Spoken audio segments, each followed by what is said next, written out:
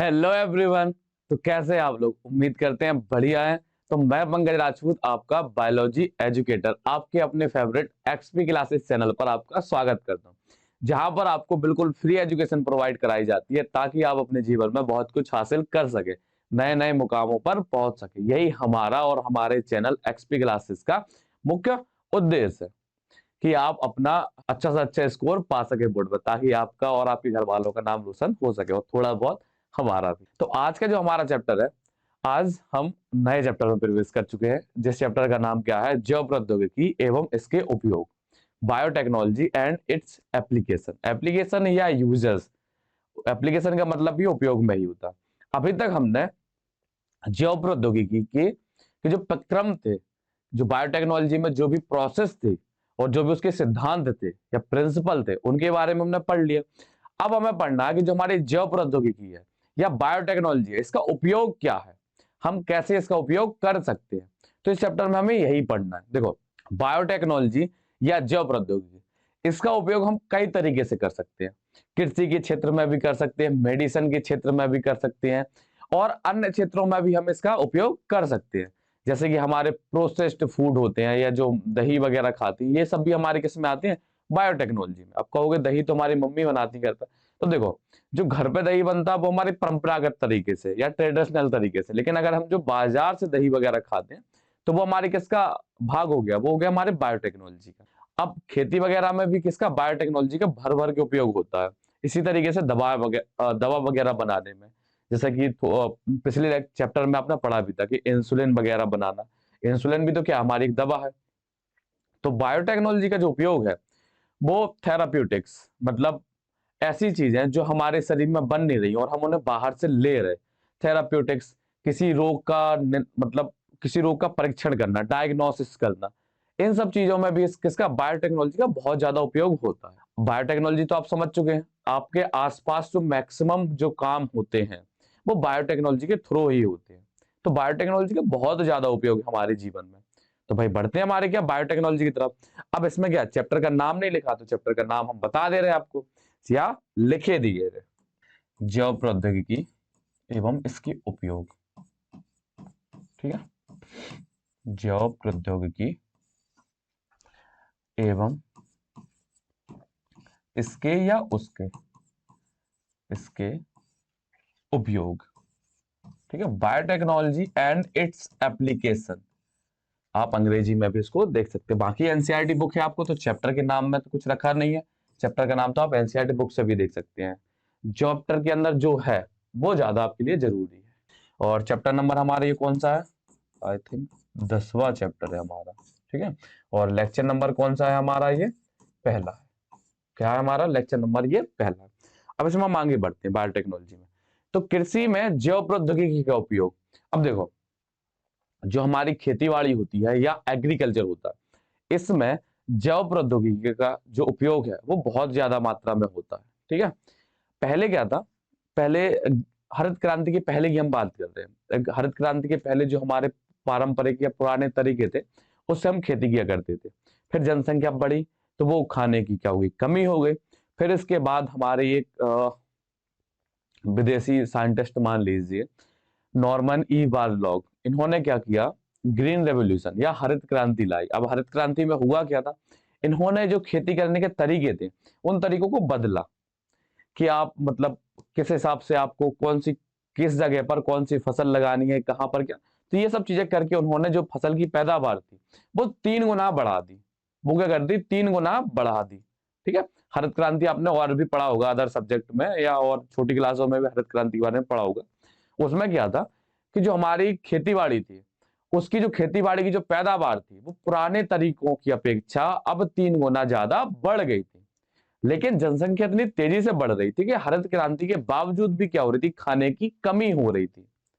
तो इन सब चीजों से बचने के लिए क्या किया गया, बायोटेक्नोलॉजी का उपयोग किया गया। बायोटेक्नोलॉजी है जैव प्रौद्योगिकी।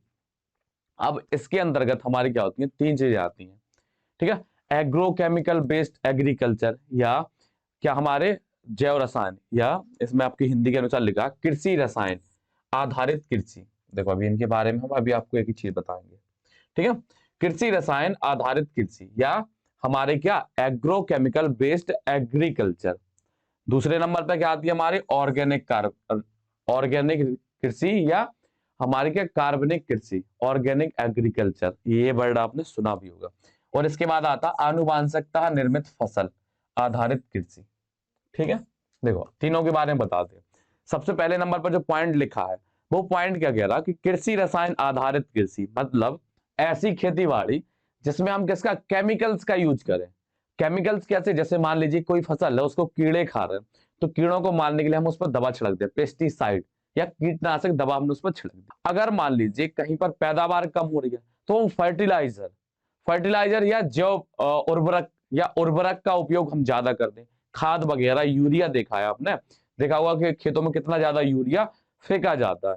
तो देखो इसका बहुत भारी नुकसान है। पहली बात तो ये महंगा पड़ता है, तो हमारे जो विकासशील देश है, विकासशील देश में जो हमारे भारत वगैरह आते हैं, वहां के किसान इन रसायनों को खरीदने, मतलब ये बहुत महंगी पड़ती है तो उन्हें खरीदने में भी दिक्कत होती है।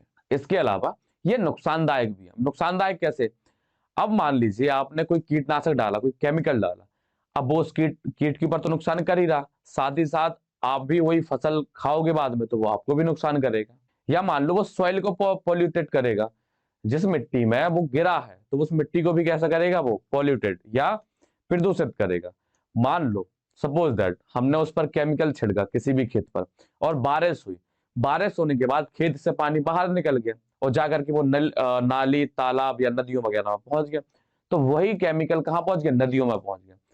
इस वजह से जो नदियों में रहने वाले जीव हैं उनके लिए भी क्या हो गया, खतरा पैदा हो गया।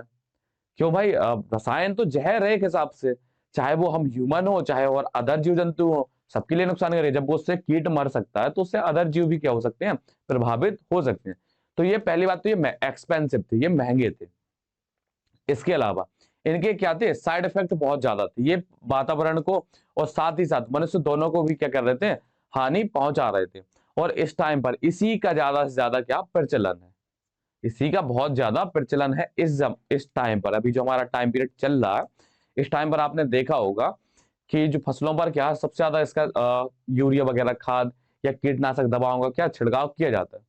अगर आपने बहुत ज्यादा पुराने बच्चे तो है नहीं आप, मतलब आपकी एज क्या होगी, बहुत से बहुत 18-19 साल, आप अगर नोटिस किया हो तो आपने देखा होगा कुछ कीट ऐसे हैं जो पहले आपने बहुत छोटे थे तब वो देखे होंगे, अब वो कीट क्या हो गए, खत्म होते जा रहे हैं। जैसे केंचुआ वगैरह, केंचुए वगैरह पहले क्या थे, बहुत नॉर्मली मिल जाते थे, बरसात हुआ करते थे तो वो भर भर के केंचुए निकला करते थे। लेकिन अब केंचुए कहीं दिखाई नहीं देते, क्यों, क्योंकि हमने कीटनाशक डाल डाल कर केंचुए क्या कर दिए, पूरी तरीके से खत्म कर दिए।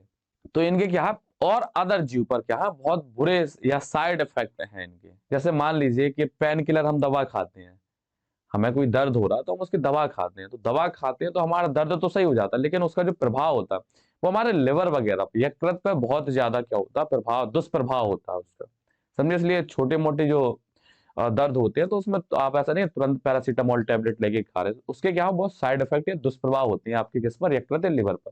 इसी प्रकार से जब हम खेतों पर दवा का छिड़काव करते हैं, कीटनाशक दवाओं का छिड़काव करते हैं या उर्वरक का छिड़काव करते हैं, तो उसका तो बेनिफिट तो होता है, बेनिफिट के साथ ही साथ क्या होते हैं उसके बहुत ज्यादा क्या होते हैं, साइड इफेक्ट होते हैं, दुष्प्रभाव होते हैं। ठीक है, उसके बाद देखते हैं कार्बनिक कृषि। कार्बनिक कृषि है या ऑर्गेनिक कल्चर, आपने मूवियों वगैरह में भी सुना होगा कि ऑर्गेनिक कल्चर या ऑर्गेनिक फार्मिंग या कार्बनिक कृषि, इसके बारे में क्या बहुत ज्यादा जोर दिया जा रहा है। लेकिन दिक्कत क्या है कि इसमें उतनी पैदावार नहीं हो पाती, इसमें हर चीज, इसमें किसी केमिकल का यूज तो नहीं किया जाता है और ना ही कोई बाहर से उर्वरक का यूज किया जाता है। यहाँ से क्या केवल जीव जंतुओं से बन रहा है, जैसे गोबर से खाद बना लेते हैं।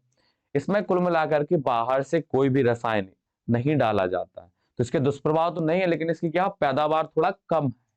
ठीक है, अब इसके बाद आते हैं सबसे नीचे, आनुवांशिकता निर्मित फसल आधारित कृषि, genetically modified based agriculture, genetically modified organism based agriculture. इसमें क्या करते हैं, मान लीजिए कोई प्लांट है, ठीक है, अब उस प्लांट में क्या है कि जैसे कुछ क्षेत्र ऐसे होते हैं जहां पर पानी बहुत ज्यादा होता है, पानी या बरसात बहुत ज्यादा मात्रा में होती है, जिसकी वजह से और अदर फसल वहां पर नहीं हो पाती है, वहां पर केवल चावल चावल होते हैं। ठीक है, अब चावल खाते रहेंगे व्यक्ति तो वहां पर कुछ न्यूट्रिशन की भी क्या होगी, कमी हो जाएगी, क्योंकि और अदर फूड मिल नहीं पाएंगे। उनकी जो डिपेंडेंसी है या जो उनका मेन सोर्स है वो चावल हो जाएगा।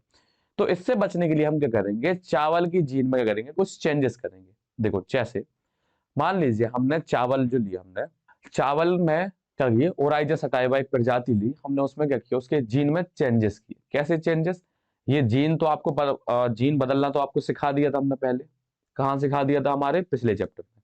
क्या किया, हमें उसमें विटामिन ए बनवाना है, विटामिन ए की मात्रा बढ़वानी है हमें चावल के अंदर।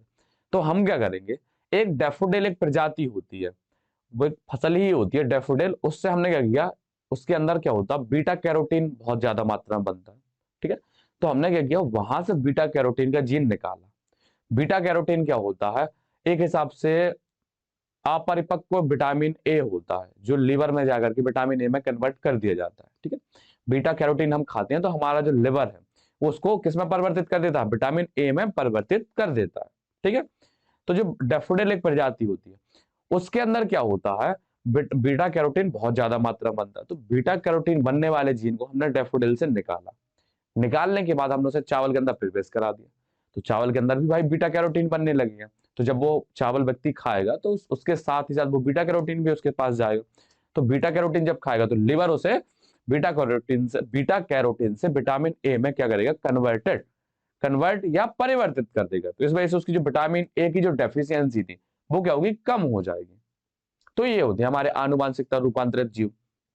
या और भी अन्य चीजें हो सकती है, जैसे मान लीजिए कोई गाय है, ठीक है, हमें उसमें कुछ और एक्स्ट्रा चीज हम उसके दूध में बढ़वानी है। ठीक है, तो हमने क्या किया, वो जीन निकाला। ठीक है, जैसे मान लीजिए मनुष्य में कोई एक ऐसा कैरेक्टर है जो वो बनता है, मतलब मनुष्य के अंदर वो जीन बनता है। ठीक है, लेकिन उसका जो प्रोडक्शन है वो मनुष्य के अंदर कम है। ठीक है, तो उस जीन को निकाल करके हमने गाय के अंदर प्रवेश करा दिया, तो वो गाय के दूध में उस चीज का प्रोडक्शन बढ़ जाएगा। फिर जब गाय का दूध हम पिएंगे तो वो चीज हमें बाहर से मिल जाएगी। तो ये होते हैं जीव, मतलब जीव का जीन में परिवर्तन करना। आनुवांशिक मतलब क्या है, जीन में परिवर्तन करना। ठीक है, तो आनुवांशिकता रूपांतरित जीव हमारे कौन से कहलाते हैं, जिनके जीन में हमने क्या कर दिया, चेंज कर दिया। या तो उसमें जीन हमने ऐड कर दिया या जीन उसमें से क्या कर दिया, निकाल दिया। देखो जैसे कोई पेड़ पौधा है या जीव जंतु है, उसमें कोई एक जीन ऐसा है जो कुछ चीज ऐसी बना रहा है जो उसके लिए नुकसानदायक है या उसके लिए लाभदायक नहीं है, तो वो जो खराब जीन है उसको निकाल करके अलग कर देंगे, तो उससे वो चीज क्या होगी, बच जाएगी। ठीक है, अब जो जेनेटिकली मॉडिफाइड ऑर्गेनिज्म है इनका उपयोग हम बहुत ज्यादा मात्रा में करते हैं। ठीक है, अभी जैसे हम आगे बताएंगे आपको बीटी कॉटन, इसके अलावा हमारे फ्लेवर सेवर वाले टोमेटो, तो बहुत सी चीजों हम बारे में बात करने वाले। तो आपको इतना बताया हमने यहाँ पर कि कृषि में, अभी कहाँ किसकी बात चलिए, कृषि में, एग्रीकल्चर में जैव प्रौद्योगिकी या बायोटेक्नोलॉजी का 3 प्रकार से उपयोग करते हैं। मतलब खाद्य उत्पादन में वृद्धि करने हेतु हम 3 मुद्दों से हम आगे बढ़ सकते हैं। जैसे पहले नंबर पर क्या है, कृषि रसायन आधारित कृषि। ठीक है, दूसरी हमारी क्या है, कार्बनिक कृषि, और तीसरे नंबर पर क्या आती है हमारी, आनुवांशिकता निर्मित फसल आधारित कृषि। ठीक है, अब यहाँ पर लिखा भी है, हरित क्रांति द्वारा खाद्य आपूर्ति में तिगुनी वृद्धि में सफलता मिलने के बावजूद भी मनुष्य की इतनी ज्यादा बढ़ती जनसंख्या थी कि पेट भरना भी क्या हो रहा था, मुश्किल हो रहा था। इतनी ज्यादा मात्रा में क्या हो रही थी, जनसंख्या बढ़ रही थी। उत्पादन में वृद्धि आंशिक रूप से उन्नत किस्मों की फसलों के उपयोग के कारण है, जबकि इस वृद्धि में मुख्यतः उत्तम प्रबंधकीय व्यवस्था और कृषि रसायनों, खाद्यों तथा पीड़कनाशकों का प्रयोग एक कारण। देखो उन्नत फसलों मतलब फसल में जो मेन जो प्रोडक्टिविटी बढ़ रही है या जो उनका उत्पादन बढ़ रहा, उसमें जो मुख्य भागीदारी है वो किस किस की है, पीड़कनाशकों की और खाद्यों की, जो क्या कर रहे हैं, हमारे वातावरण को नुकसान पहुंचा रहे हैं। इसलिए हम किसकी तरफ बढ़ रहे हैं, अब आनुवांशिकता रूपांतरित जीवों की तरफ बढ़ रहे हैं, जेनेटिकली मॉडिफाइड जीवों या ऑर्गेनिज्म की तरफ हम अपने कदम क्या हो रहे हैं, धीरे धीरे बढ़ाते जा रहे हैं। हालांकि विकासशील देशों के किसानों के लिए कृषि रसायन काफी महंगे पड़ते हैं, वह परंपरागत प्रजनन के द्वारा निर्मित किस्मों से उत्पादन में वृद्धि संभव है। देखो या तो हम क्या करें, केमिकल्स का यूज करें। ठीक है, ये तो एक महंगी पड़ती है, नुकसान भी होता है। अगर हम इनका उपयोग नहीं कर रहे हैं, अपनी पुरानी परंपरागत तरीकों से फसल का उत्पादन कर रहे हैं, तो उतनी मात्रा में उसका उत्पादन नहीं होगा। या तो आप क्या कीजिए, खाने का उत्पादन कर लीजिए, या वातावरण को बचा लीजिए, या अपना पेट भर लीजिए, ये हो सकता है। ठीक है, तो इन दोनों से निपटने के लिए हम क्या करते हैं, आनुवांशिकता और रूपांतरित जीव का उपयोग करते हैं। उसमें किसी भी चीज का हमें ना हमें बाहर से रसायन देने पड़ेंगे ना खाद देने पड़ेंगे। अभी हम उसी के बारे में बात करने वाले हैं। देखो, अब जैसे आनुवांशिकता और रूपांतरित जीव क्या होते हैं, ऐसे जीव जिनके हम आर्टिफिशियल तरीकों से क्या करते हैं, उनके जीनों को बदल दें।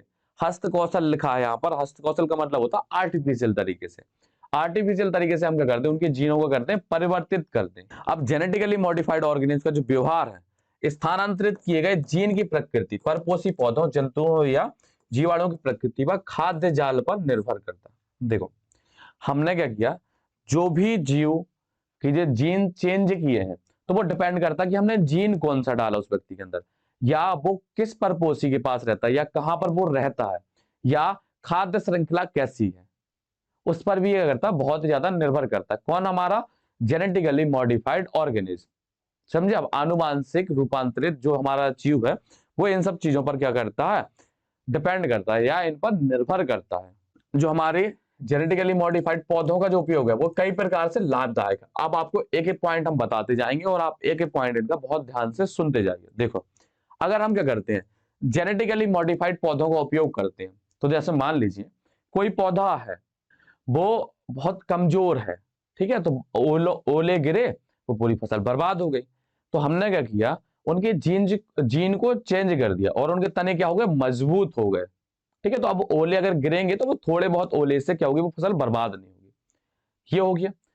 यह क्या किया हमने, कहीं पर पानी बहुत कम मात्रा में है, पानी कैसा है, बहुत कम मात्रा में, तो पानी की बहुत कम मात्रा से बचने के लिए हमने क्या किया, उस पौधे को ऐसा बना दिया कि वो बहुत कम पानी की मात्रा में भी अपनी जो उपापचय क्रियाएं हैं, या जो मेटाबॉलिक प्रोसेस है, वो पूरी तरीके से कर ले। जैसे मान लो कोई प्लांट है, उसको 2 लीटर पानी लगता था पूरे दिन में, लेकिन हमने क्या किया, उसके जीन में चेंज कर दिए, अब वो आधा लीटर या 1 लीटर में भी अपना काम चला लेता है।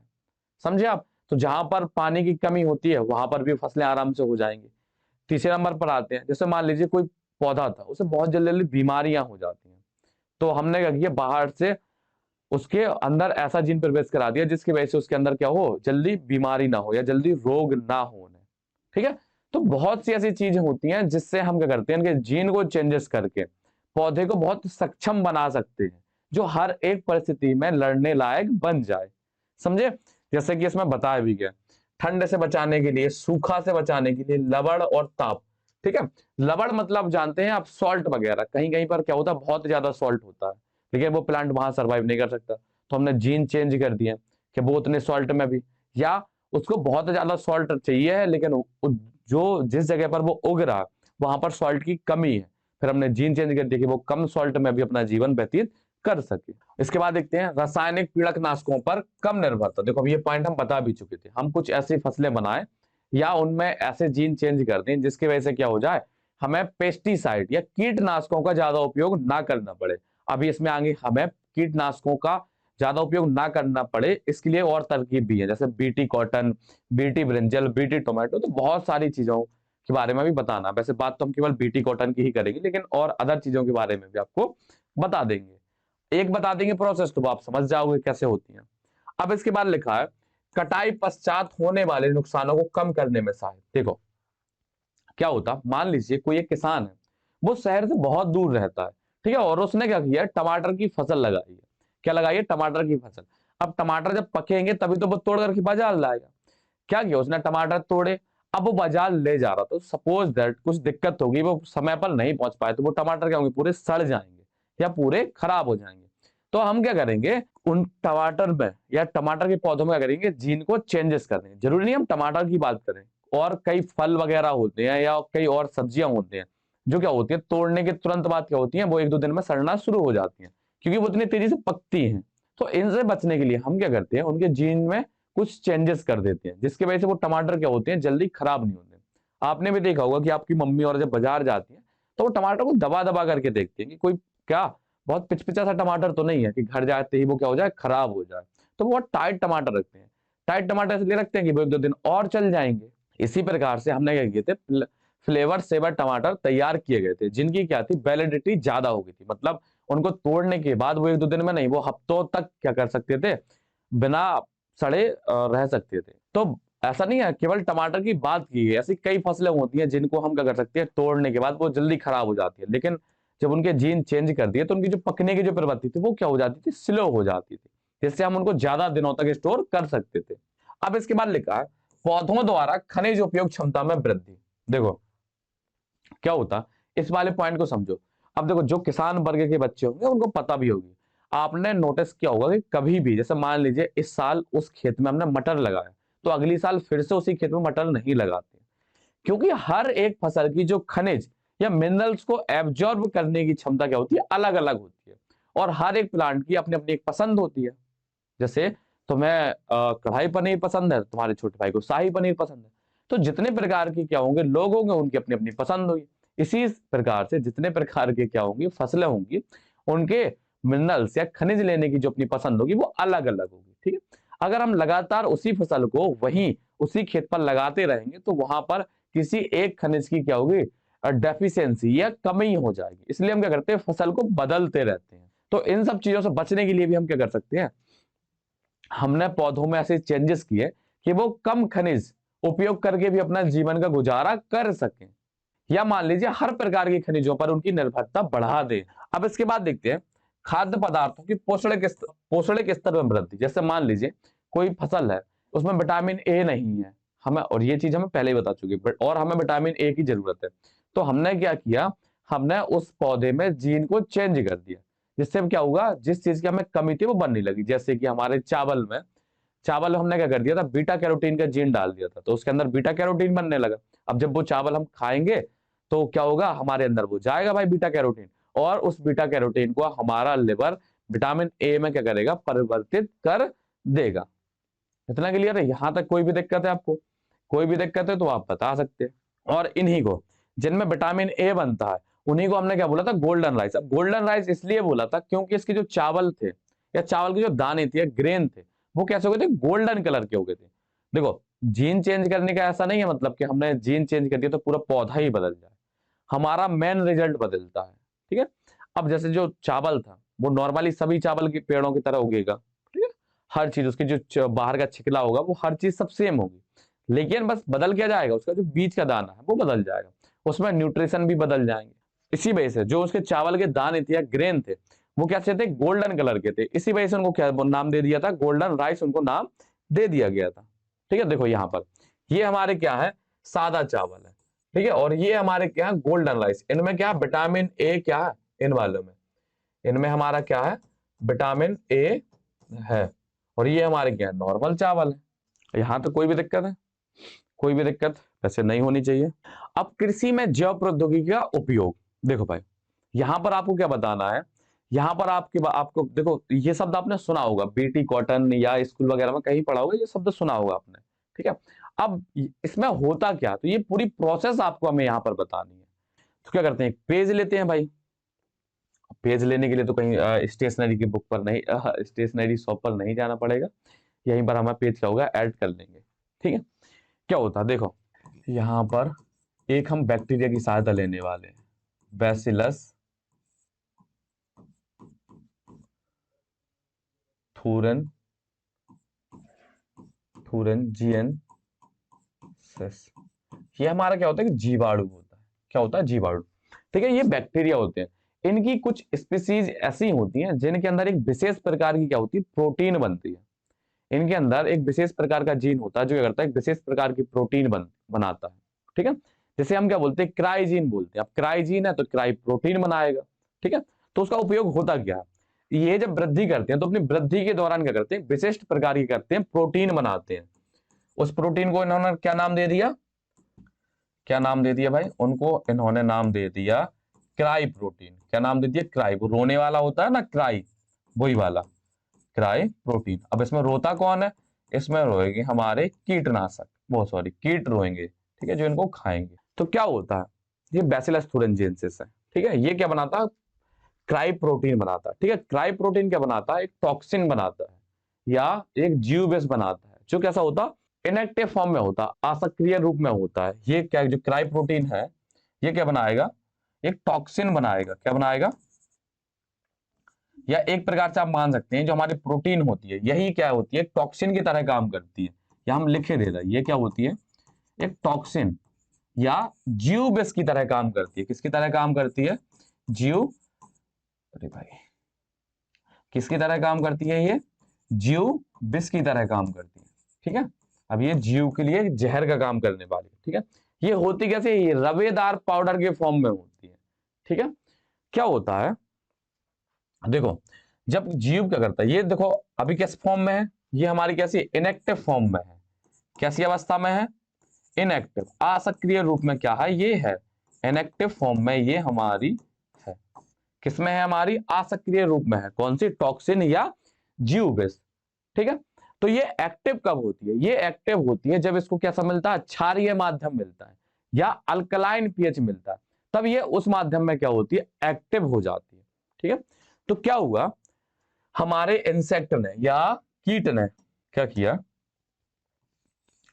इंसेक्ट ने या कीट ने क्या किया, इसको खाया। ठीक है, किसको खाया, इस क्राई प्रोटीन को, इसको इसने खाया। ठीक है, इसको खाने के बाद ये क्या होता, इसके गट में जाएगा। कहां जाएगा, इसकी गट में जाएगा। ठीक है, आहार नली में पहुंचेगा। तो वहां का माध्यम कैसा होता, पीएच माध्यम, वो अल्कलाइन या क्षारीय माध्यम होता है, जिसकी वजह से ये क्या होती है, सक्रिय हो जाते हैं। और सक्रिय होने के बाद इसकी जो गट की एपिथेलियल कोशिकाएं होती हैं या उपकलीय कोशिकाएं होती हैं, उनमें क्या करते हैं, छेद बना देते हैं। क्या बना देती है, छेद, जिसकी वजह से वो कोशिकाएं क्या होती है, फूलकर फट जाती हैं। जिसकी वजह से क्या होती है, उसकी जो आहार नली होती है वो भी फटेगी, जिस वजह से क्या होती है, कीट की मृत्यु हो जाती है। देखो फिर से हम बता देते क्या होता है, हमारा बैसिलस thuringiensis क्या होता है, बैक्टीरिया होता है। वो बैक्टीरिया क्या बनाता है, एक क्राई प्रोटीन बनाता है। अपनी अवस्था, कोई अपनी वृद्धि की अवस्था के दौरान क्या बनाता है, क्राई प्रोटीन बनाता है। अब वो जो क्राई प्रोटीन है, वो क्राई प्रोटीन क्या होती है, एक टॉक्सिन या जीव विष की तरह काम करती है, जो क्या होती है, असक्रिय या इनएक्टिव रूप में होती है। और ये सक्रिय कब होती है या एक्टिव कब होती है, जब इसको क्षारीय माध्यम मिलता है तो ये क्या होती है, सक्रिय हो जाती है। तो क्या होता है, जैसे ही क्या करती है, कोई कीट या इंसेक्ट क्या करता है, इसको खाता है। ठीक है, कीट या इंसेक्ट ने इसको खाया, तो खाने के बाद ये कहां जाएगा, उसकी गट में जाएगा। तो उसकी जो गट है या आहार नल है, आहार नली है, वहां का जो माध्यम होता है वो क्षारीय माध्यम होता है।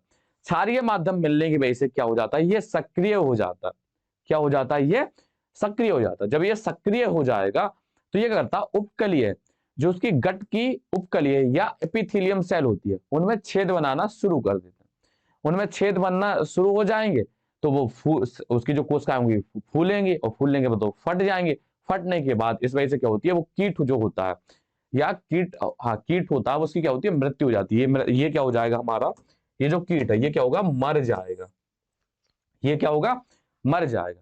ठीक है, तो इसका उपयोग हम करते कैसे, तो हम क्या करते हैं, जो हमारा बैसिलस thuringiensis जीवाणु है, ये जो हमारा बैसिलस thuringiensis जीवाणु है, इससे क्या करेंगे, हम वो जीन निकालेंगे जो क्या करता है, क्राई प्रोटीन को बनाता है।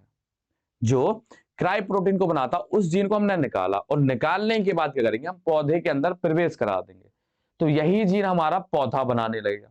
तो जैसे ही कीट क्या होंगे, पौधे की पत्तियों को खाएंगे या किसी भी भाग को खाएंगे, तो क्या करेंगे, साथ ही साथ किसको खा लेंगे, किसको खा लेंगे, हमारे क्राई प्रोटीन को खा लेंगे। क्राई प्रोटीन को खाएंगे तो वो कहां खाकर कहां जाएंगे, उनकी आहार नली में या गट में जाएगी, जिसकी वजह से वहां पर क्षारीय माध्यम मिलने की वजह से क्या हो जाएगा, उस कीट की क्या होगी, मृत्यु हो जाएगी। ठीक है, अब आप सोच रहे होंगे कि जिस पौधे के अंदर हमने प्रवेश कराया, पौधे के अंदर जब हमने इसको प्रवेश कराया, तो हम लोग भी तो वही फसल खाते, तो हमें क्यों नहीं दिक्कत होती। देखो अब आप जैसा सोच रहे होंगे कि जैसे यही फसल तो हम खाते हैं, जब हम यही फसल हम खाते हैं तो ये हमें क्यों नहीं नुकसान पहुंचाता, ये हमारी आंत में भी जाकर के नुकसान पहुंचाना चाहिए।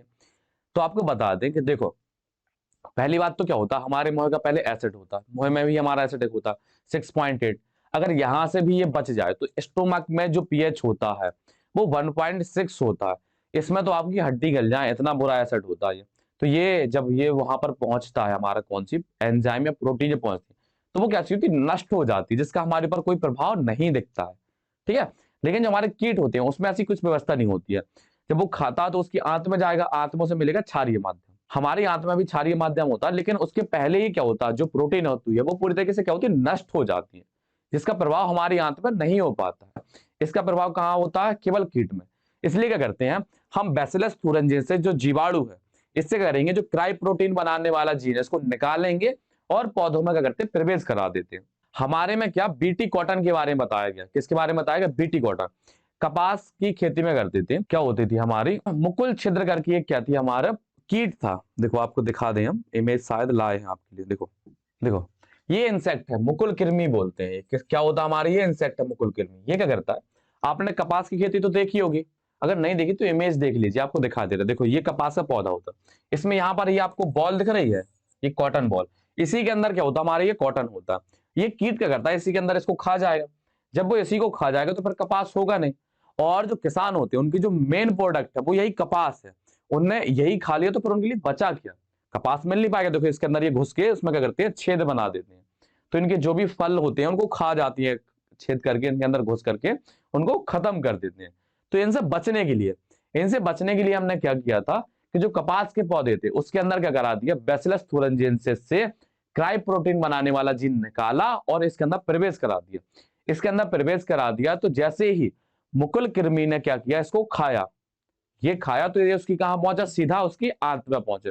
आंत में मिला इसको क्या, क्षारीय माध्यम मिलने की वजह से क्या हो गया, सक्रिय हो गया, जिसकी वजह से क्या किया इसने, उसकी आंत की उपकलीय कोशिकाओं में क्या कर दिया, छेद बना दिए, जिससे वो कोशिकाएं फूली और फूलने के बाद फट गई। फटने के बाद उस जीव की क्या हो गई, मृत्यु हो गई। तो इसमें ना हमने क्या किया, कोई कीटनाशक डाला, इसमें हमने कोई बाहर से कोई कीटनाशक तो डाला नहीं है, तो इसकी वजह से क्या हुआ, मृदा में कोई नुकसान नहीं हुआ, ना ही एनवायरमेंट में, ना ही कोई जल में, और जो जीव हमें मारना था वो मर भी गया। तो ये होते हैं हमारे आनुवांशिक रूपांतरित फसलें होती हैं। ये क्या होती है, हमारी आनुवांशिक रूपांतरित फसलें। आपको फायदा समझ में आया? क्या हुआ कि मान लीजिए कोई एक इसी प्रकार से जो हमारी मक्के की होती है, मक्का छेदक होता है, ठीक है, कॉर्न बोरर, उसके लिए भी हम लाए हैं। देखो ये मक्के के जो पूरे जो ग्रेन्स होते हैं उनमें घुस घुस करके क्या होती है, ये कीड़े पूरे खा लेते हैं, ठीक है।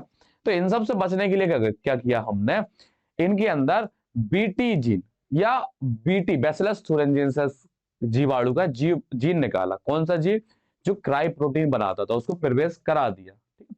अब ये प्रवेश किसके द्वारा होंगे, किसके द्वारा प्रवेश होंगे, हमारे टीआई प्लाज्मिड के द्वारा। किसके द्वारा प्रवेश कराते हैं हम, टीआई प्लाज्मिड के द्वारा, जो आपको पहले चैप्टर में पूरी प्रोसेस पढ़ाई गई है कि कैसे हम जीन को क्या करते हैं, ट्रांसफर करते हैं, कैसे कोशिकाओं के अंदर पहुंचाते हैं।